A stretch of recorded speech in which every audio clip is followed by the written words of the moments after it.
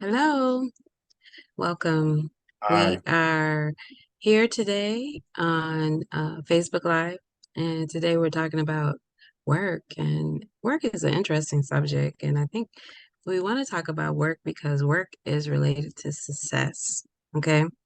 Um,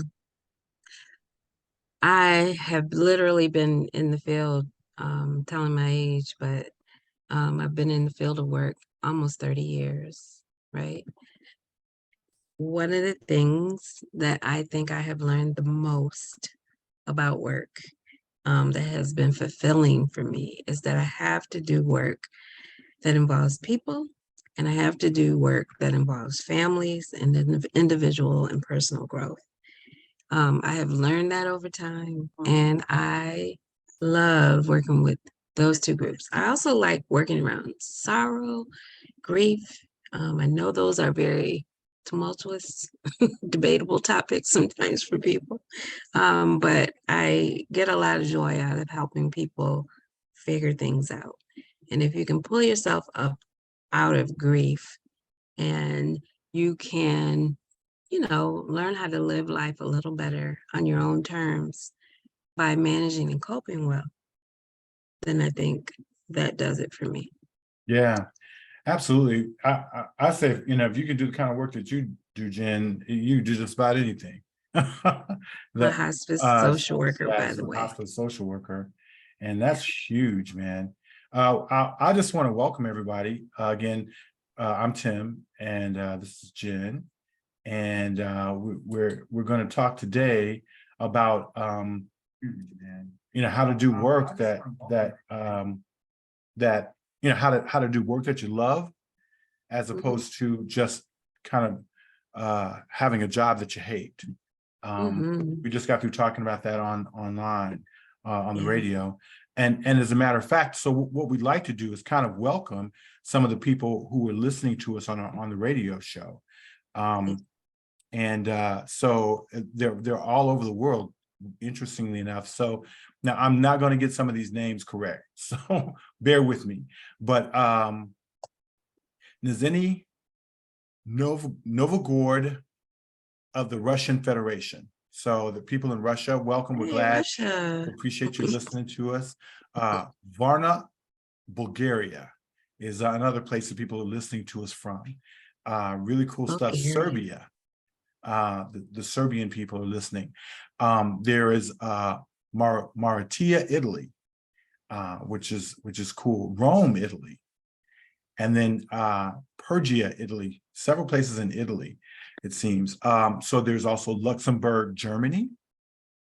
Yep. There is Bermuda, like the little island out in the middle of the ocean. And then Endicott, New York, and Rochester, New York, as well as Tappahannock, Virginia, and Oklahoma City, Oklahoma.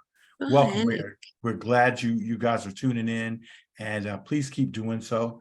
We want to hopefully continue to meet your needs in this regard.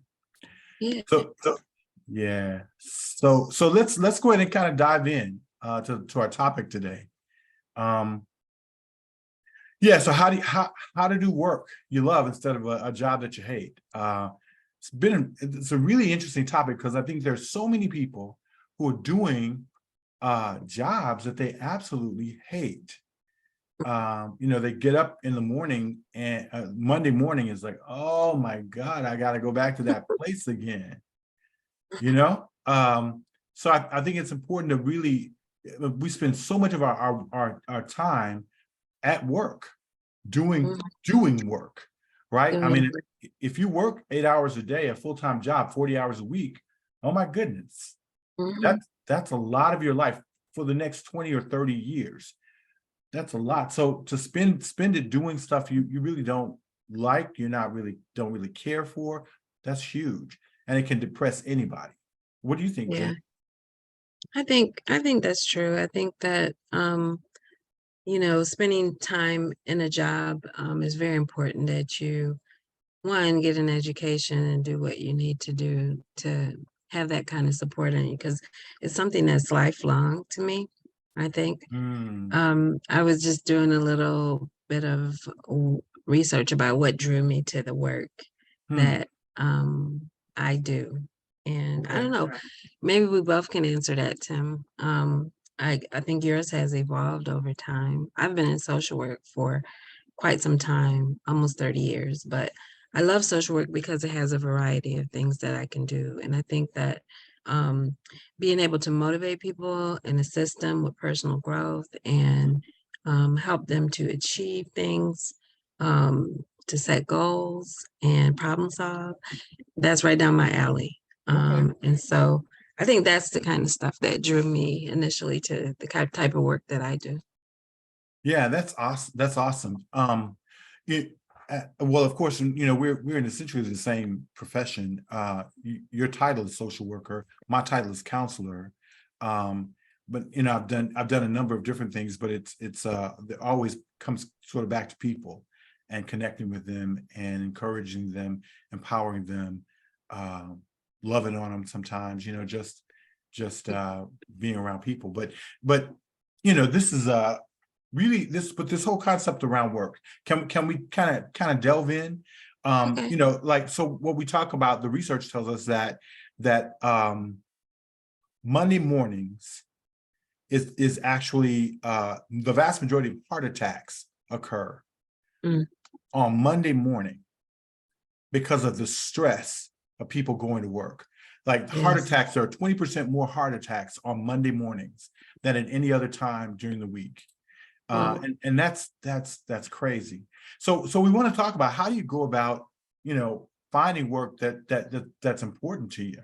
Um, Sometimes I think work gets a bad rap, right? There are a lot of benefits to work. Um, what I'm saying? Jen, how do you tend to benefit from work? Well, I think work is something that I benefit from because it gives me purpose, makes me Mm, feel fulfilled.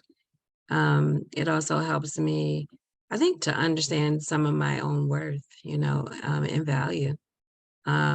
It's affirming when I can help someone. So personally, I think there's just a shift. I love my job too because I can learn a lot. I can be a lifelong learner in what I do. sure. And that's the kind of stuff I love to do. I love to read, I love to write, and I do a lot of that at my work. So Exactly. it's very, very instrumental for me. What about you?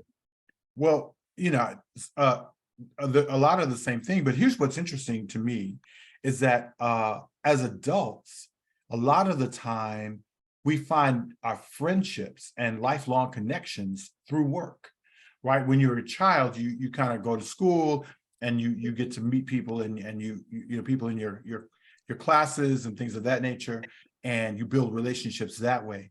But often many of our friendships kind of blossom from work. Mm, And so that's a real benefit of being, it keeps us from being isolated, helps us to be connected and to really enjoy our lives. Sometimes we even pursue hobbies with people that we work with, right? So think about the bowling league that you're in because somebody at work asked you to be a part of it, or the pickup basketball game that you play with some of the guys from the job. There's a girls' night out. I don't know, I guess, right? Sometimes where women get together from work. So work can be a really developing relationships there. I think work can also provide us a sense of stability when life gets kind of pretty yes. unpredictable. Has that been Mm, the case for you at all, Jen? yeah. Um, the time has been unpredictable. I like that I can move to another state and find a job without too much of a problem. Not in the Mhm. major cities, but some cities I have been able to kind of improvise and do new kinds of jobs. I love Mm. that. I don't have to be stuck in one that I don't like very much or that gets a little boring over time. So I think that's pretty good too. I've been able to Sure. transition with moving around the USA a little bit. It exposes you to different cultures, different Hmm. situations, different types of people. Really Hmm. interesting stuff. Yeah. Um, I really think that one of the ways I think that work kind of provides stability is that, so for instance, you know, life happens and all hell breaks loose in your life. Sometimes it helps to have to know that, okay, even though everything's kind of crazy right now, what's true is tomorrow I'm going to get up, I'm going to go to work. You know, that we keep it, you know, really simple. Tomorrow I'm get up, I'm go to work, I'm put in 8 hours making widgets or doing whatever it is that I do, right? And that then helps to sort of provide some stability and stabilization, even when my world is kind of crazy. I may not be able to control my kids. I may not, my spouse might be going off and doing the most, but what's true is I know that I got work tomorrow, so I can go and do that. Why don't you talk a little bit about the links that you mentioned, because we can actually post them in our Facebook group. Oh, that's a good point. Yeah, the links that you mentioned. Yeah, some of the resources that we talk about in terms of, you know, actually finding work that's helpful to you. One of them is ONET Online, which is a website by the U.S. Department of Labor. Great website. I went out and kind of spent some time looking around there and noticed that, you know, it really breaks down the world of work to you, right? So we go to school and we learn how to, sometimes we get prepared to do a job, but we don't get really a lot of information about the world of work, like what kind of jobs are out there. There are like 13,000 different occupations just in the United States economy alone. 13,000 different kinds of occupations over that. So a lot of them will be kind of explained and talked about. So it's ONET Online is the name of the website, and would be a good place to go and look. Just Google it. I don't have the exact URL. It's one TON one TONLINE.org. Why don't you put it in the chat? I bet that would. Yeah, well, okay. I'll do that. Thank you. Yeah, so that's a good source to kind of give you some information about the world of work. So if you're trying to figure out what's available, what are my options, what's out there, and then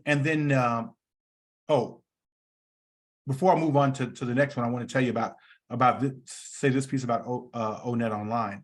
It breaks down specifics about specific occupations. So it tells you what they do, tells you how to get prepared for it in terms of actual you know, what education or certification is required for that. It tells you what the job outlook will be for it going forward.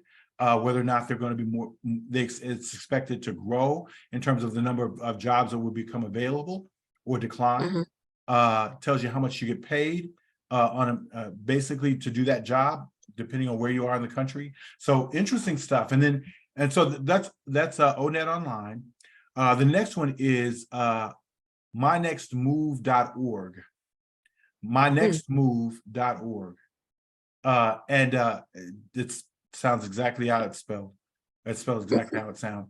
And that's a website, again, by the U.S. Department of Labor. And what it does is it actually helps you to understand what your specific interests are in a given job. So like what kinds of jobs are you most interested in? So that then if you understand that, then you can look out into the world of work and find jobs that might be suitable for you. So those two resources together are really, really important.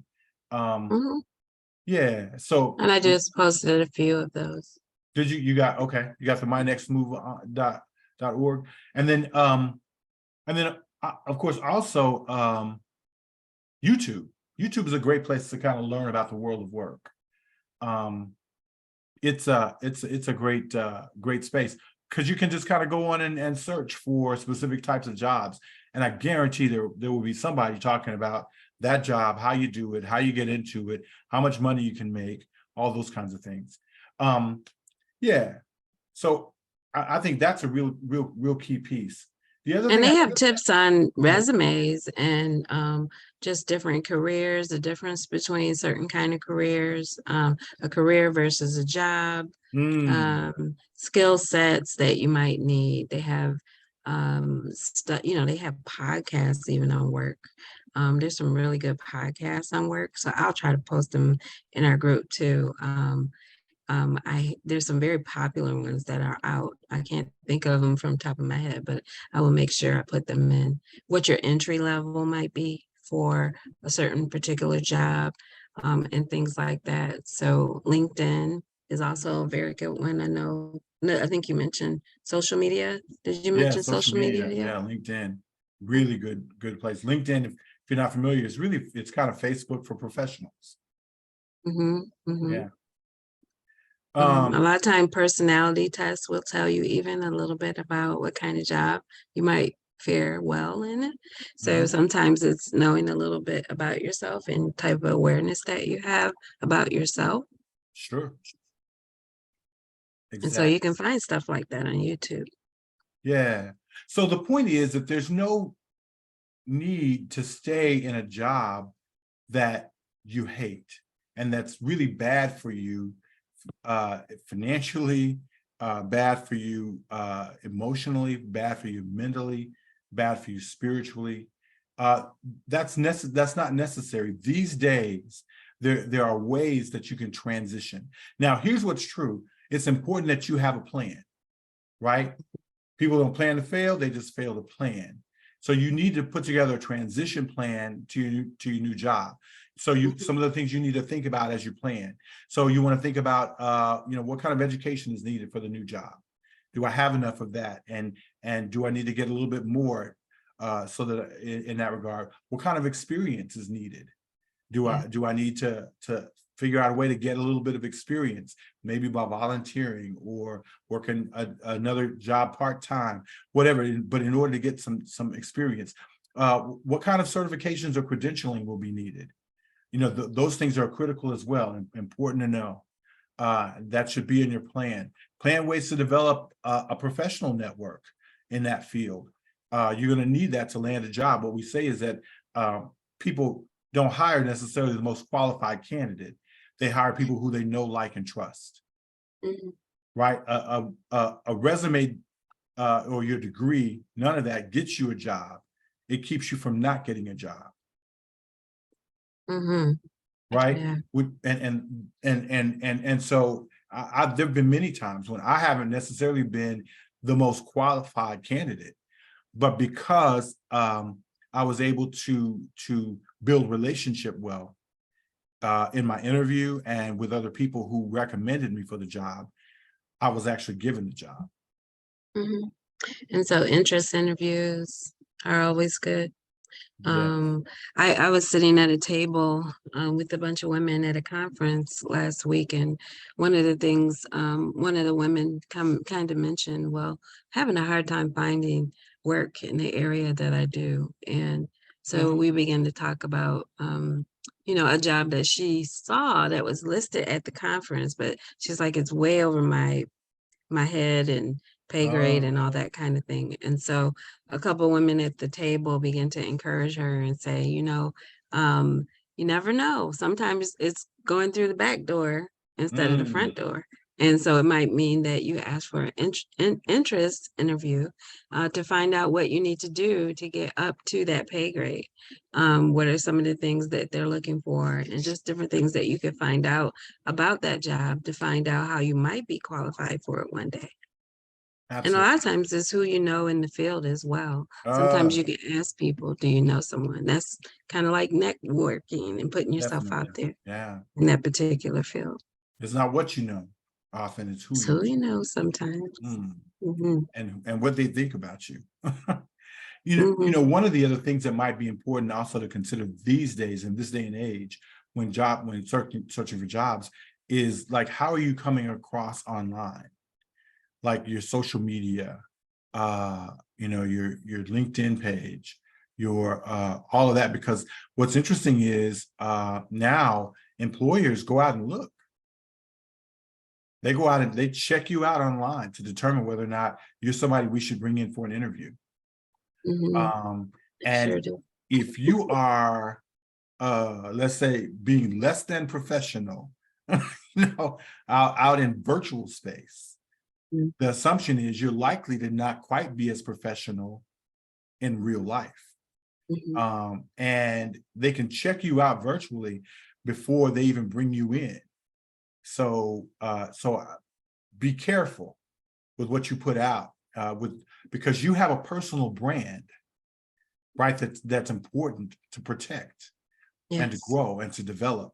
And so how you come across online, and what's true is when they're looking at you online, you're not there to defend yourself. You're not there to explain what was going on or to add context to the Right. situation. You're simply at the mercy of their perception of you at that point. So I just want to encourage people, to be careful, as Mhm. as as we always do, hopefully. Yes. Yeah. So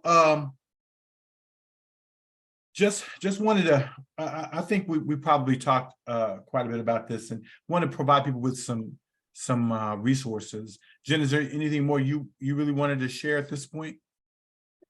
Um, hmm. I think it's just important to know when you have to make like a work transition, what kind Mhm, of prompts you to do that. mhm, It might be that you're burnt out. It might be that you were in a rut in some way, or you didn't like certain people on the job. Sometimes that's not a good reason to really leave, but ooh, it is a good reason to begin to get a plan together in mhm, order to leave. right? um, because sometimes we do get a lot of flack from work, and Mm, you have to be around those people all day. So you definitely wanted to be around people that are interesting, people you like, and people that are doing the same thing that you're doing that you enjoy. Because then it'll be interesting. So I think it's wow. just always to kind of remember, when you get ready to make changes or transitions, Mhm, what are the factors that are prompting that change? I know that I did that last year. I kind of really thought about it. And I remember you telling me, Tim, you were like, so what do you want to do? mm, And I began to think about that. I've even I've done jobs in other fields mhm, just to kind of see if I would like it. And I mhm, think some people can afford to do that, some people can't. But I became a chaplain because somehow I wanted to bring together the spiritual component, as well as the social work component, into what I do. And it's actually, I think, broaden some of my options in the future because I want to do work that involves spiritual work, but also social work. And it's a good combination, I think, sometimes, to kind of create your own career if you want, like spiritual social work. Hey, who heard of that, right? But I believe it's possible, and I believe it's something that I could do. And so I want to do, it on two different levels. And I think sometimes just being creative with work, you get different ideas when you try other jobs. Sure, So yeah. sure, absolutely. That's so cool. You mentioned something that I kind of want to go back to real quick. You talk about leaving a job, right? Uh, Mhm. what's important is I think it's how you leave a job is Mhm. absolutely critical, uh, Yes. because it will impact the kind of jobs you have opportunity to go into next. Um, Mm. every employer that I've ever worked for have said, you know what? So how are you eligible to be hired? Rehired at the last job as a job you're leaving? And are you leaving? Are you giving them enough time to replace you and to transition? That's absolutely that's critical. That's important because the assumption is that if you left your past employer that way, you'll likely leave us that way too, or worse. Oh wow. So it speaks to your professionalism, right? And again, it goes back to your brand. What do people think about when they see you? So Mm. so absolutely critical stuff to think about, not just where you're going, but how you leave where Mhm. you're coming from. Very Uh, important. yeah, very important. Um, All right. so yeah, all right. Well, Right. listen, Well, listen. it's been great, and we'll talk more about this going forward. Uh, leave us some messages and let us know if this is information that's helpful to you. We want to make sure that we scratch where you itch. So let us know what your thoughts are. If you want more of this, if you want less of this, that's okay too. We want to make sure that we do what helps people. So, all Or right, your topics. Share your own topics. That's very yeah, feel important. free. If you want to hear more about, let us know what you want to talk about. All Yep. right. Well, thanks for joining us on the psychology of everyday success, and we look forward to seeing you next time. All right. Peace. Bye-bye.